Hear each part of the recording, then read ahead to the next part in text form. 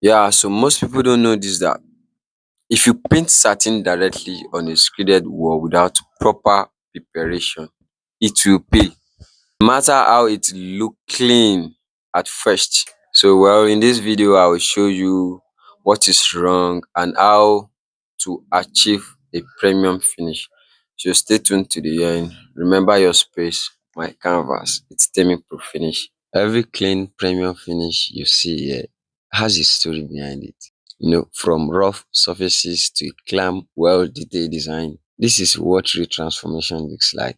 When we came into this space, it was completely raw. Unfinished walls, scattered surface, and no real structure. But the goal was clear, to transform this into something clean, modern, and premium. So now let's start by talking about the electrical aspect of this project. And before the finishing stage, we have to carefully plan the electrical layout, not just for functionality, but also based on the final design vision we already had in mind. Because when you already know how the space will look at the end, you can position your sockets, lighting points, and connection exactly where they are needed. So in this case, we have to introduce additional trunking connection, not because it was the easiest option, nah, but because it was the right one for the design and usability of the space. We needed to bring the power to specific areas where sockets are required based on how the final setup would. So instead of random replacement, everything was done intentionally. Every connection, every socket position aligned with the finishing plan. That's the difference between doing electrical work and doing it professionalism. And beyond design, there is also the safety aspect. Using proper trunking connection helps to protect the wires, reduce exposure, and prevent damage over time. So compared to ordinary surface wiring, trunking gives you a cleaner, safer, and more durable installation. Before we even started finishing, the electrical was already structured to support both the beauty and the safety of the space.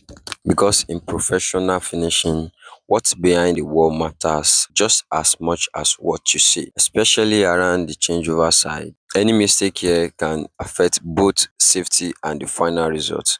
So we carefully arrange, secured, and position all the cables properly before covering it up. So now let's talk about the painting aspect of this project. The previous finish on this wall was a dark gray satin and it was already peeling. The reason is simple. It was painted directly on the screeded wall without any emulsion base at all, which is not the proper process. Because of that, the surface couldn't hold the paint properly and over time the satin started failing. So when you apply satin directly on a screeded surface without sealing it first, you start seeing issues like peeling, weak bonding, and what professionals call paint pooling.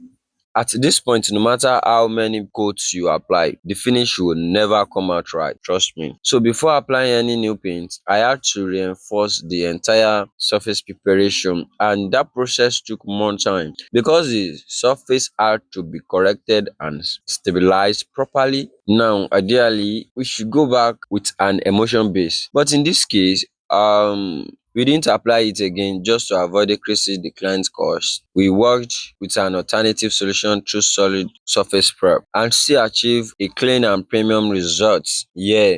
If budget wasn't a concern, the proper professional process should be: number one, allow the screeded wall to dry completely. Number two, sand the surface to achieve smoothness. Number three, apply a sealer or emulsion paint as a base coat.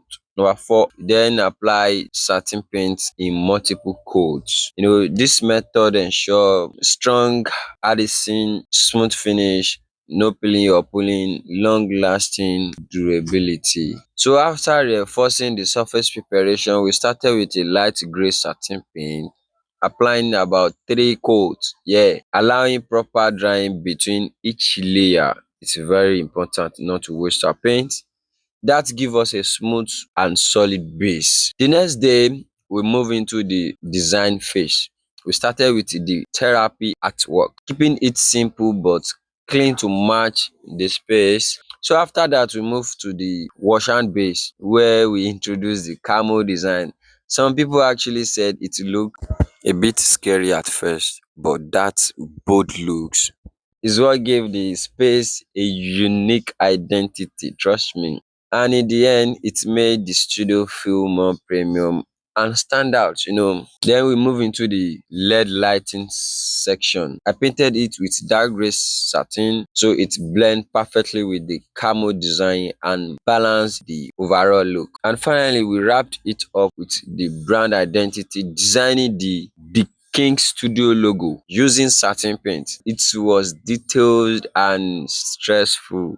Ah, but that final touch brought everything together beautifully. But before rolling the paint fully, one important step we focused on was cutting the edges properly. And this means carefully painting along the corners, edges, and tight areas using a brush before using the ruler on the wider surface. Because if your edges are not clean, no matter how smooth your wall looks, the finishing will never feel professional. So while cutting, you have to be very steady and precise. No shaking, no overloading the brush, and clean straight line. This is what gives that sharp premium look where the wall meets the ceiling, corners, or design section. In fact, a clean edge cut is one of the fastest ways to tell if a painter is experienced or not, because it requires control, patience, and attention to detail. Once the edges are properly defined, we continue with the full painting process, making sure everything blends smoothly into one clean finish. So in my next video, I'll be comparing a screeded wall versus non-screeded wall. So why screening is highly recommended, and the advantage and disadvantage, also, and the side effects when it's not done professionally. Because trust me, that step alone can break your entire finish. I dey tell you, if you value clean finishing and real-time transformation, make sure you follow and stay connected to this page, because here your space is always my canvas.